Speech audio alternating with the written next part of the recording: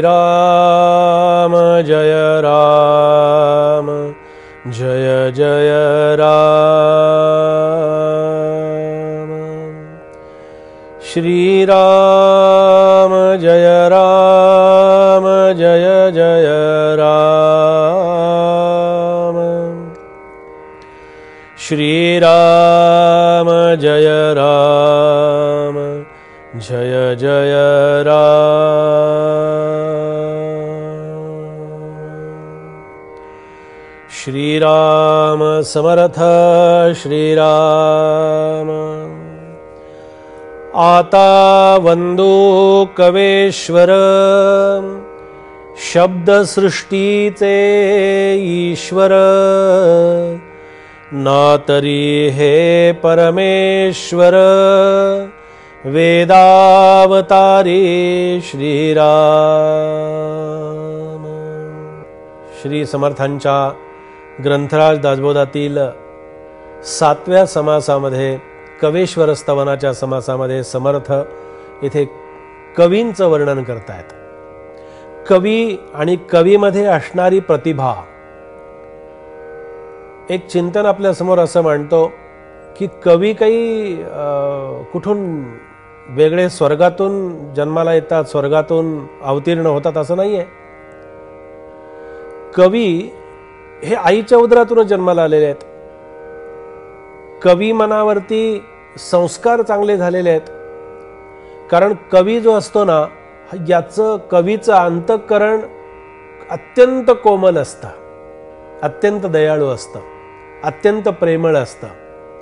आणि हे दयाळू कोमल अशा प्रकारचं अंतःकरण जेव्हा शब्दरूप वाणीतून विचार प्रगट करतं, आपल्याला ते काव्य वाटतं। पण कवी तयार करताना ते काव्य म्हणून करत नाही, त्याला पुढे काव्याचा दर्जा मिळतो, त्याला पुढे काव्याचं अस्तित्व प्राप्त होतं। पण कवी बोलत असताना साधा सरळ मार्गाने उपदेश करत असतो। फक्त काही पद्य अशा प्रकारची काव्य म्हणजे रचना, अभंग रचना करत असतो।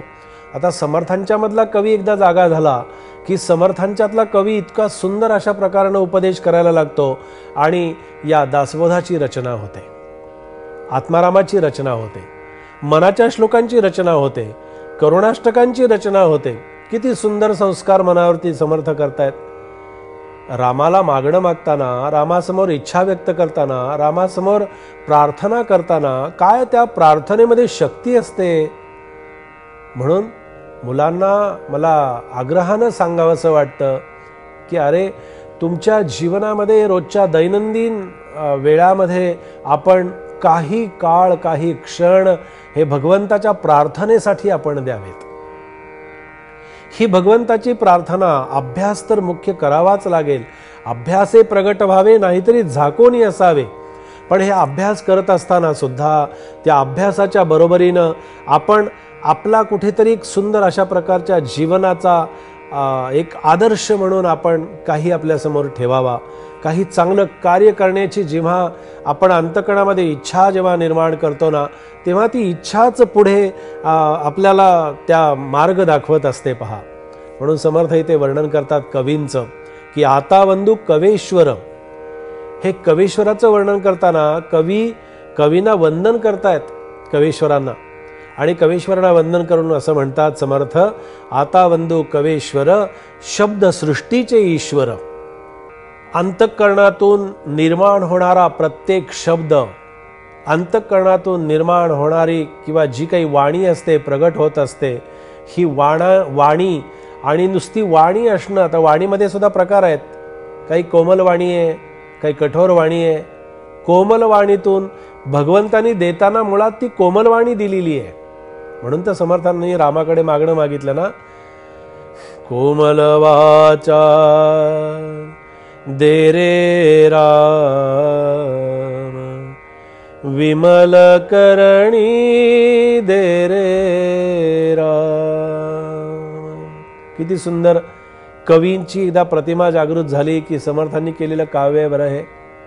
समर्थ रामाजवळ मागणं मागतात, संगीत गायन दे रे राम, आलाप गोडी दे रे राम, असं मागणं समर्थ रामाकडे मागतायत। मग ही शब्दसृष्टीचा ईश्वर यांनाच म्हटलेलं आहे। आणि अशा शब्दसृष्टीच्या ईश्वरामध्ये आपल्याला शब्दामध्ये सामर्थ्य केव्हा येतं, जेव्हा आपण अखंड वाचत राहतो, अखंड वाचन करावं, अखंड चिंतन करावं, अखंड लिखाण करावं। समर्थांनी या सुंदर अशा प्रकारच्या हस्ताक्षर मुलांचं कसं असावं त्याच्यासाठी दासबोधामध्ये संपूर्ण समास दिलेला आहे। इतकं सुंदर लिखाण करावं की ज्याच्यामध्ये समर्थांचं हस्ताक्षर किती सुंदर होतं पहा। समर्थांचा एक कित्ता होता की जो समर्थांनी पूर्वीच्या काळामध्ये एक असं भृजपत्र ज्याला म्हणतात, त्या भृजपत्रावरती समर्थांनी लिहिलेला एक कित्ता होता। आणि तो कित्ता इतका सुंदर आहे, तो आजही कित्ता आपल्याला पाहायला मिळतो जांबेच्या मंदिरामध्ये। असा कित्ता समर्थांनी गिरवला आणि कल्याण स्वामींना समर्थांनी उपदेश केला, त्यांच्यावरती संस्कार केले, त्यांना लिखाण कसं असावं ते स्वतः करून दाखवलं आणि कल्याण स्वामींनी हा संपूर्ण दासबोध त्याच्यातून लिहिला। आपण पहा की जसं हे सगळं आपल्याला प्राप्त व्हावं म्हणून समर्थ जशी कवींची या ठिकाणी प्रतिभा आपल्यासमोर उभी करतात की आता वंदो कवेश्वर शब्दसृष्टीचे ईश्वर, नातरी हे परमेश्वर वेदावतारी। कवी हा सर्वसामान्य नाहीच आहे। कवी आणि कवीची प्रतिभा, कवी हा प्रत्यक्ष भगवंताचा अवतार आहे, भगवंताचं ते रूप आहे, परमेश्वराचं ते खरं दर्शन आहे। आणि आता परमेश्वरातूनच्या मुखातून, ईश्वराच्या मुखातून बाहेर पडणारा शब्द हा किती पवित्र असेल, किती चांगला असेल, किती सुंदर असेल, किती त्याच्यातून मार्गदर्शक अशा प्रकारचे विचार त्याच्यातून निर्माण होत असतील। असा कवी आणि या कवीचं वर्णन समर्थांनी या दासबोध ग्रंथाच्या माध्यमातून, कवेश्वर स्तवनाच्या माध्यमातून आपल्यासमोर इथे ठेवलेलं आहे। माऊलींनी फार सुंदर वर्णन केलंय। माऊली म्हणते की वाचे बरवे कवित्व, कवित्वी बरवे रसिकत्व। किती सुंदर विचार आहे पहा। आणि रसिकत्वी परतत्व स्पर्शो जैसा। किती सुंदर माऊलींचं वर्णन आहे। अशा कवींना आपण नमस्कार करावा, अशा कवींना आपण वंदन करावं आणि त्यांच्या चरणी प्रार्थना करावी। असं हे समर्थांचं समर्थ चिंतन आज आपण या ठिकाणी इथे श्रवण केलेलं आहे। जय जय रघुवीर समर्थ।